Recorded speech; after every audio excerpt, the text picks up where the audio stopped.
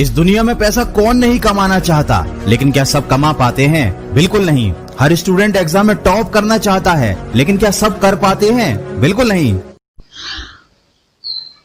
Hello friends, I am Pushpendra. Today I am discuss on the lecture of Constitution। ये जो हमारा Constitution का lecture है, इसमें जो है हम ये 1786 का अधिनियम एक्ट ऑफ 1786 के बारे में थोड़ा जानेंगे और चार्टर अधिनियमों के बारे में हम जानेंगे। इससे जो है आपके एग्जाम में किस प्रकार के क्वेश्चन पूछ सकते हैं उसके बारे में हम यूपीएससी प्री और मेंस दोनों के बारे में यहाँ पे बताएंगे आपको। तो यहाँ पे जो हम चलते हैं, सबसे पहले इस अधिनियम के द्वारा जो था गवर्नर जनरल को मुख्य सेनापति के भी अधिकार दिए गए थे। गवर्नर जनरल को मुख्य सेनापति के अधिकार दे दिए गए थे। अब उसे विशेष परिस्थितियों में परिषद के निर्णय को रद्द करने और अपने निर्णय को लागू करने का भी अधिकार, मतलब विशेषाधिकार मिल गया था। इसमें जो है इस अधिनियम के द्वारा अगर जो बात करें तो मुख्य सेनापति को भी अधिकार दे दिए गए थे। गवर्नर जनरल को जो मुख्य सेनापति था, कमांडर इन चीफ, तो उसके भी ये अधिकार इसको इसी में निहित कर दिए गए थे। अब उसे विशेष परिस्थितियों में परिषद के निर्णय को भी मतलब रद्द कर सकता था। कोई अगर जो विशेष परिस्थिति ऊपर गई, कोई आपातकाल वगैरह, तो उसके निर्णय को वो रद्द कर सकता था और अपने निर्णय को लागू करने का विशेषाधिकार इसको जो है मिल गया था। अगला जो हमारा एक्ट है वो 1793 ईस्वी का चार्टर एक्ट था। 1793 ईस्वी के चार्टर एक्ट के बारे में हम जानेंगे कि कंपनी के जो था कार्यों के संगठन में तालमेल से बैठाने के लिए 1793 ईस्वी का चार्टर अधिनियम पारित किया गया था। कब, कौन सा अधिनियम था? 1793 ईस्वी का चार्टर अधिनियम बहुत ये जो है विस्तृत था और इसमें जो है अनेक पुराने कानूनों को निरस्त कर विद्यमान कानूनों को संग्रहित किया गया था। मतलब जो पुराने कानून थे उनको निरस्त कर दिया गया था और जो विद्यमान कानून थे उनको क्या किया गया था? लागू किया गया था। और इस चार्टर के द्वारा जो है आमूलचूल परिवर्तन नहीं किया गया था। कोई मतलब बड़े परिवर्तन नहीं किए गए थे। चार्टर की मुख्य बातें इस प्रकार हैं। जो इस चार्टर की मतलब जो इसमें हुआ था, जो इसमें लागू किया गया था, उसकी जो है हम बातों को यहाँ पे नीचे आपको डिस्कस करेंगे। मुख्य बातें इस प्रकार हैं। कंपनी के व्यापारिक अधिकार जो थे वो 20 वर्षों तक जो है बढ़ा दिए गए थे। जो मतलब कंपनी के व्यापार करने का अधिकार था वो 20 वर्ष तक जो है वो बने रहेंगे और अपनी परिषद के निर्णयों को रद्द करने का जो अधिकार लॉर्ड कॉर्नवालिस को था वह आने वाले गवर्नरों और गवर्नर जनरलों के पास भी रहेगा। मतलब लॉर्ड कॉर्नवालिस जो गवर्नर था 1793 ईस्वी 86 से 93 ईस्वी तक, उसके पास जो अधिकार थे वो अगले वाले गवर्नरों के पास भी बने रहेंगे। इस एक्ट के द्वारा ये बनाया गया था। मुख्य सेनापति गवर्नर जनरल के परिषद स्वतः सिद्ध इप्सो फैक्टो सदस्य होने का अधिकार नहीं होगा। मतलब इप्सो फैक्टो मतलब स्वतः सिद्ध होने का अधिकार इसमें जो है मुख्य सेनापति को गवर्नर की परिषद का जो है मतलब स्वतः सिद्ध सदस्य होने का अधिकार नहीं होगा जब तक कि उसे डायरेक्टरों की समिति से विशेष रूप से सदस्य के रूप में नियुक्त ना किया जाए। मतलब डायरेक्टरों की अगर जो विशेष समिति के विशेष रूप से उसको अगर जो नियुक्त नहीं किया जाएगा तो उसको भी एक प्रकार से सदस्य होने का अधिकार नहीं होगा गवर्नर जनरल की परिषद का स्वतः सिद्ध। अगला जो बात कर रहे हैं कि गवर्नर जनरल जब कभी बंगाल के बाहर जाएगा उसे अपनी परिषद के असैनिक सदस्यों में से किसी एक को उप प्रधान नियुक्त करना होगा। मतलब गवर्नर जनरल अगर जो कभी बंगाल से बाहर जाएगा कोई काम करने, तो उसे परिषद के असैनिक, मतलब सैनिक नहीं, असैनिक सेवा में किसी सदस्य, परिषद के किसी सदस्य को उसका जो है उप प्रधान नियुक्त करना पड़ेगा। उप प्रधान का मतलब था उप गवर्नर, एक प्रकार से ये कह सकते हैं, उनको नियुक्त करना पड़ेगा। अगला जो था कि बंबई मद्रास प्रेसिडेंसी के गवर्नर जो है मतलब गवर्नर जनरल का अधिकार होगा। मतलब बंबई और मद्रास प्रेसिडेंसी पर गवर्नर जनरल का अधिकार होगा। मतलब जो ये पहले बनाया गया था 1773 के रेगुलेटिंग एक्ट के द्वारा, इसके द्वारा भी बंबई और मद्रास प्रेसिडेंसियों पर गवर्नर का ही अधिकार रहेगा। नियंत्रण बोर्ड की अगर जो बात करें, बोर्ड ऑफ कंट्रोल के सदस्यों एवं कर्मचारियों के वेतन जो थे भारतीय राजस्व से दिया जाएगा। मतलब ये भारतीय राजस्व से निर्धारित किया गया था। मतलब भारत में जो है अंग्रेज जो है जितना कमाएंगे, जितनी इनकम आएगी, उसी से जो है भारत इसका वेतन इनका निकाला जाएगा। आगे ये व्यवस्था सन 1919 ईस्वी तक प्रभावी रही थी। ये व्यवस्था जो इनकी थी सन 1919 ईस्वी तक, जो भारत शासन अधिनियम 1919 तक जो हमारा था, उसके वहां तक जो है प्रभावी रही थी। अगला जो हमारा एक्ट आया वो चार्टर एक्ट 1813 ईस्वी के बारे में हम जानेंगे कि चार्टर एक्ट 1813 ईस्वी क्या था। इससे जो है बहुत ही ज्यादा इंपॉर्टेंट क्वेश्चन पूछा जा सकता है, उसके बारे में बताएंगे। यहाँ पे मिशनरियों को आने की अनुमति प्रदान कर दी गई थी और भी इसके द्वारा अधिकार दिए गए थे। तो ये जो है बहुत ही 1773 का रेगुलेटिंग एक्ट, 1813 का चार्टर एक्ट और 1833 ईस्वी का जो चार्टर एक्ट था, ये बहुत ही इंपॉर्टेंट है। इसके द्वारा है बहुत ही ज्यादा क्वेश्चन पूछे एग्जाम में जाते हैं।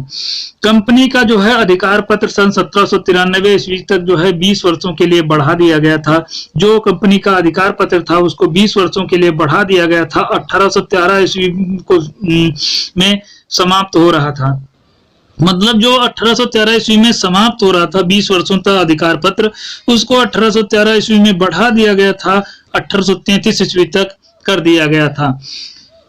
अतः इस विलय पर काफी जो है वाद विवाद हुआ था और कंपनी के व्यापारिक अधिकारों को बढ़ाया जाए अथवा नहीं बढ़ाया जाए, इस पे भी मतलब विवाद होने लगा कि कंपनी का जो है व्यापारिक एकाधिकार बढ़ाया जाए या ना बढ़ाया जाए। तो इसके द्वारा समाप्त करने की बात कर दी गई थी। कंपनी की भारतीय साम्राज्य इतना बड़ा हो गया था, मतलब जो कंपनी में का जो भारतीय साम्राज्य था वो इतना बड़ा हो गया था कि उसके लिए यह संभव नहीं था कि वह जो है साथ साथ व्यापारिक और राजनीतिक अधिकारी के रूप में काम कर सके।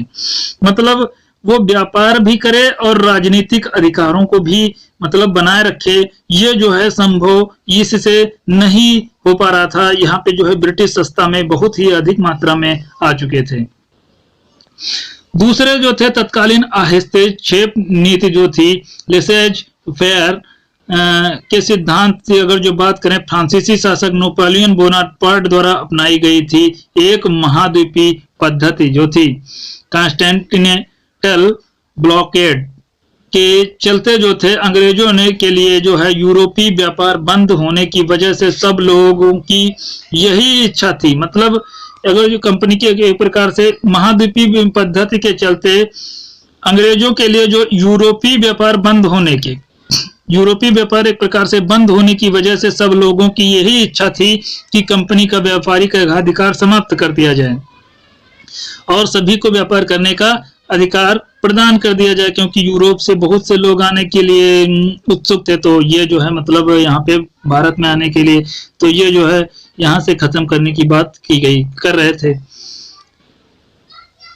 व्यापारिक एकाधिकार मोनोपोली समाप्त कर दिया जाए। इसके अलावा कुछ अन्य कारण भी रहे जिनके चलते अंततः 1813 ईस्वी के चार्टर एक्ट में अनेक परिवर्तन एवं समझौते के पश्चात स्वीकृत हुआ कि चार्टर एक्ट में उपबंध जो थे वो निम्नवत थे। कौन कौन से चार्टर एक्ट में उपबंध किए गए थे उसके बारे में हम यहाँ पे जानेंगे। जो कंपनी के व्यापारिक अधिकार थे वो 20 वर्षों के लिए जो है बढ़ा दिए गए थे। 20 वर्षों के लिए क्या किए गए थे, बढ़ा दिया गया था और कंपनी भारत के साथ व्यापार करने का अधिकार समाप्त कर दिया गया था। उसे चीन के साथ 20 वर्षों के लिए व्यापार का एकाधिकार प्रदान किया गया था। मतलब जो है भारत के साथ व्यापारिक एकाधिकार समाप्त कर दिया गया था, लेकिन चीन के साथ जो है उसका व्यापारिक एकाधिकार बना रहेगा। इस एक्ट के द्वारा ये प्रावधान किया गया था। भारत में जो है भारतीय व्यापार जो था सभी ब्रिटिश व्यापारियों के लिए खोल दिया गया था। वैसे उन्हें कुछ विशेष सीमाओं के अधीन करना मतलब एक प्रकार से कुछ सीमाएं थी, उसके अधीन ये लोग कर सकते थे, बाकी तो नहीं। ओके, तो अगला जो इसके द्वारा रखा गया था 1813 ईस्वी का रेगुलेटिंग एक्ट, तो नियंत्रण बोर्ड की व्यवस्था एवं निर्देशन संबंधी अधिकार निश्चित कर दिए गए थे और काफी हद तक विस्तृत भी थे। भारत में जो था, स्थानीय सरकारों के पास जो व्यक्तियों के पर कर लगाने का अधिकार भी था, दिया गया था, वो कर न देने वाले को दंड देने का अधिकार भी था। मतलब दंड न देने, मतलब जो कर नहीं देता था उनको जो है दंड देने का अधिकार भी उनको, मतलब गवर्नमेंट के पास था। ये सरकारें जो थी इन अधिकारों का प्रयोग सर्वोच्च न्यायालय के निर्देश पर कर सकती थी। मतलब सर्वोच्च न्यायालय, सुप्रीम कोर्ट के माध्यम से इनका जो है उपयोग कर सकती थी। भारत में जो था बिशप, 3 छोटे पादरियों को नियुक्त करने का प्रावधान किया गया था, जिनका कार्य भारत में यूरोपियन लोगों के हितों में ध्यान रखना था। मतलब इनका अगर जो ये कार्य था कि भारत में यूरोपीय लोगों को क्या करें, ये लोग ध्यान रखें, और कंपनी के सैनिक और असैनिक दोनों प्रकार के कर्मचारियों के प्रशिक्षण का भी प्रावधान किया गया था इसके द्वारा। और इसकी अगर जो बात करें तो इस चार्टर अधिनियम के द्वारा 1 लाख रुपए की धनराशि अलग प्रबंध किया जाए, ताकि जो है साहित्य के पुनरुत्थान तथा उन्नत हो सके। मतलब 1 लाख रुपए की धनराशि खर्च किया जाए ताकि साहित्य में क्या करे, उनके साहित्य को बढ़ावा मिले और मिल सके और शिक्षा को प्रोत्साहन मिल सके। इस उपबंध से अधिनियम को बहुत ही महत्वपूर्ण बना दिया था। इस अधिनियम में जो है इसको एक प्रकार से उपबंध ने बहुत ही अधिक इस एक्ट को महत्वपूर्ण बना दिया था। अब इसके द्वारा यह भी किया गया था कि उपर्युक्त के अलावा जो था भारतीय राजस्व की अगर जो बात करें, उपर्युक्त प्रावधानों के अलावा इस अधिनियम के द्वारा भारतीय राजस्व के प्रयोग कुछ हद तक नियम बनाए गए थे। मतलब कुछ हद तक उनमें नियम बनाए गए थे, और राजस्व पर जो है सबसे पहला उत्तरदायित्व तो फौज को रखना, दूसरा जो है ब्याज देना था। राजस्व के ऊपर अगर जो सबसे पहले उत्तराधिकारित्व तो किसका था, फौज को रखना, और दूसरा क्या था, ब्याज को रखना। तो तीसरा जो था नागरिक और व्यापारिक कर्मचारियों को रखना था। अगला जो था, कंपनी के ऋण को घटाने के संबंध में एक अधिनियम का प्रावधान रखा गया था। कंपनी से ये आशा की गई थी कि वह अपने व्यापारिक एवं प्रादेशिक खातों को अलग रखेगी।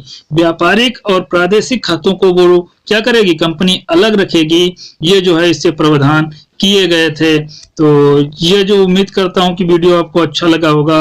और दोस्तों, अगर जो वीडियो अच्छा लगे आपको तो इसको लाइक शेयर सब्सक्राइब जरूर करें, और वीडियो देखने के लिए आपको बहुत बहुत धन्यवाद। हमारे